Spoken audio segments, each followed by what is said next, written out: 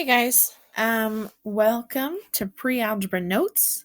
We're starting chapter 9, so we're going to start with lesson 9.1. Lesson 9.1 is just an introduction to exponents and how we're going to use them in the order of operations. Okay, this chapter we're going to talk about exponents. We're going to learn how to do operations with exponents, and we're going to talk about scientific notation. Okay, this will take us a few weeks to get through, so hold tight. Make sure you're taking your notes. Make sure you're doing your work. So we can stay up to date on all of the information. And let's go ahead and get started. Just a quick review of our order of operations. Okay, we have PEMDAS. Please excuse my dear Aunt Sally. The P is going to stand for. We have parentheses.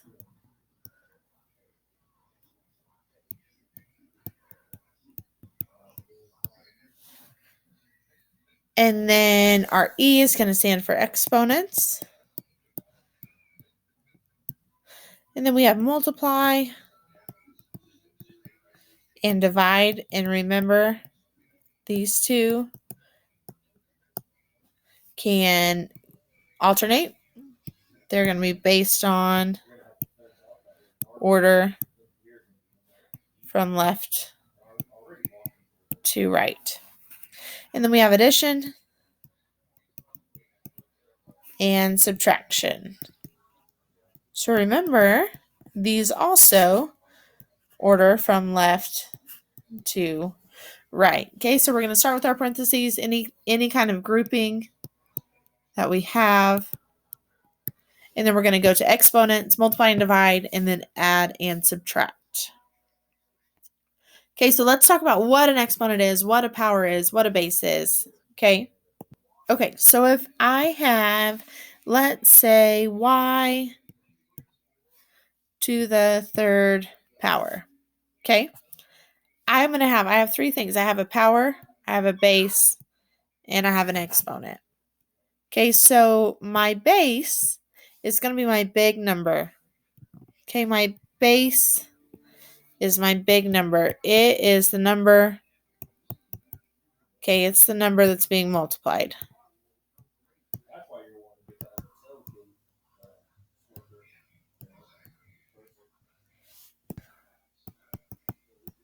Okay, and then we have our exponent.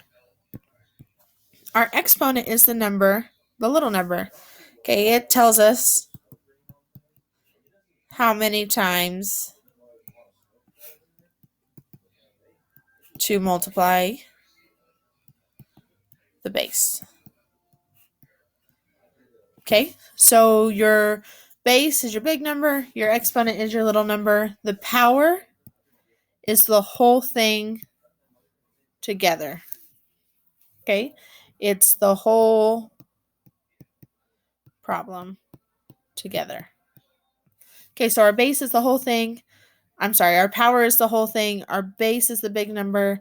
Our exponent tells us how many times to multiply our base. Okay, so we're going to write each product using an exponent. So I'm going to have my base, my number that's being multiplied, and then I'm going to need to figure out how many times it's being multiplied. Okay, now notice this one, it's in parentheses. Those parentheses act as glue. That glue is holding the negative sign to it. Okay, so I cannot lose the glue. So if I have parentheses, I'm going to say parentheses -7. You're going to write it exactly how it's written in your problem. And I multiplied it 1, 2, 3 times. So that means I'm going to have -7 to the third power. Okay, moving down here, I have pi times r times r times r. So I'm going to have two bases. So I'm going to need to figure out my first base is going to be pi. How many pi's do I have? I have 2. So I'm going to say pi squared. And then I have r's. I have 1, 2, 3 r's.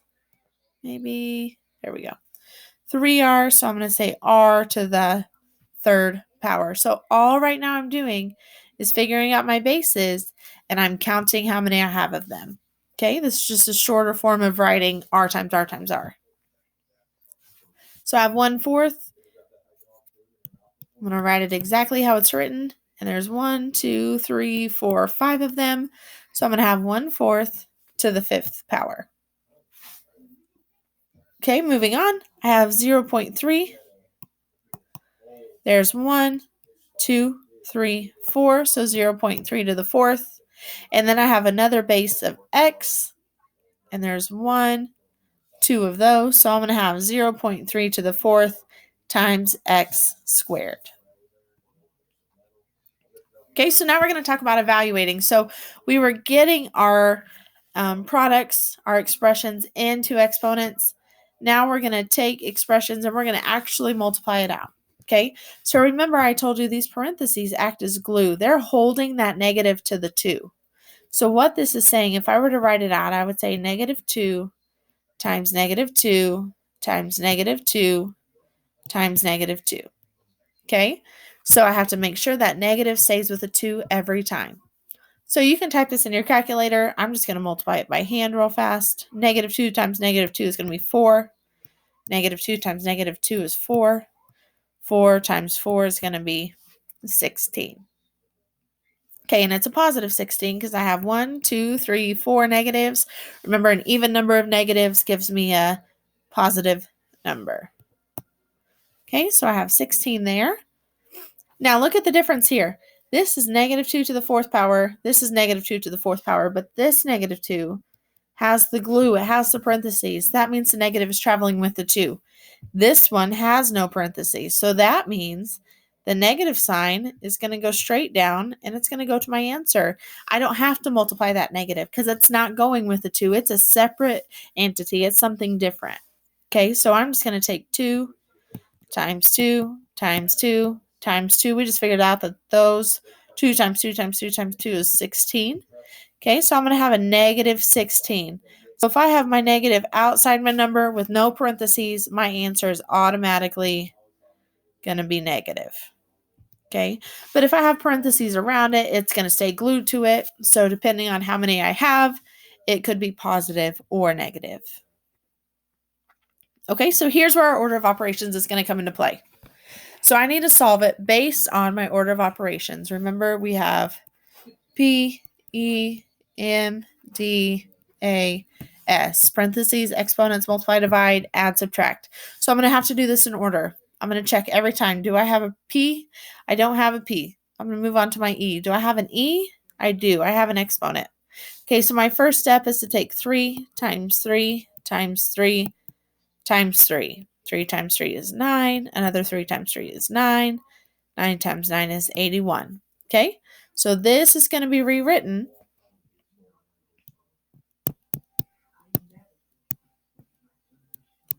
I'm going to go ahead and rewrite it. I want you to go ahead and write these steps out so we don't get lost.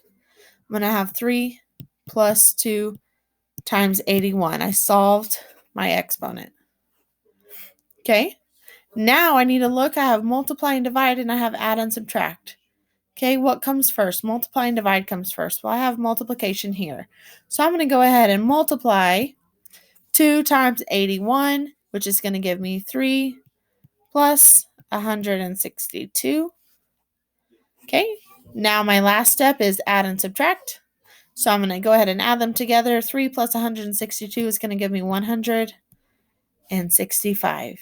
Okay, so make sure we start with our exponents. We do multiplication, division, we do addition. We're going to get our final answer. Okay, let's move on to our next problem. We have 3 to the third power minus 8 squared divided by 2. So I'm going to go ahead and multiply out my exponents. I don't have any parentheses, so we're just looking at exponents. I'm going to say 3, let's change to a color here. 3 times 3 times 3.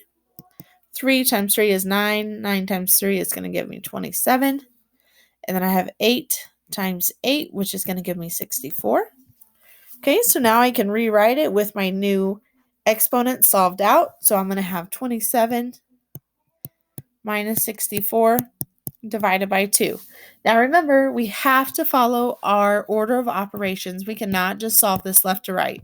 So my order of operations, I've done parentheses, I've done exponents. Up next is multiply and divide.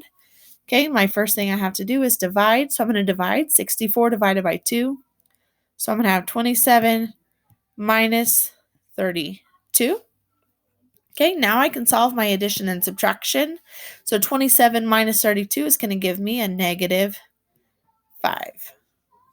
Okay, here we have our last one. We have 1/2 times 4 to the third minus 6 times 3 to the second. So remember, PEMDAS, we have P, E, M, D, A, S. Okay, so let's solve inside our parentheses first. So to solve inside our parentheses, we still have to follow PEMDAS. Okay, so let's go ahead and get our exponents taken care of. 4 times 4 times 4, we're going to have 16. And then 16 times 4 is going to be 64. And then I'm going to have 3 times 3, which is going to give me 9. So now I can go ahead and rewrite it with my new exponent. So I'm going to have 1/2 times 64 minus 6 times 9. Okay, so now inside my parentheses, I still need to look for multiplication and division.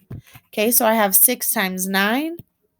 6 times 9 is going to give me 54. So I'm going to have 1/2 times 64 minus 54. Okay, I'm still solving inside my parentheses.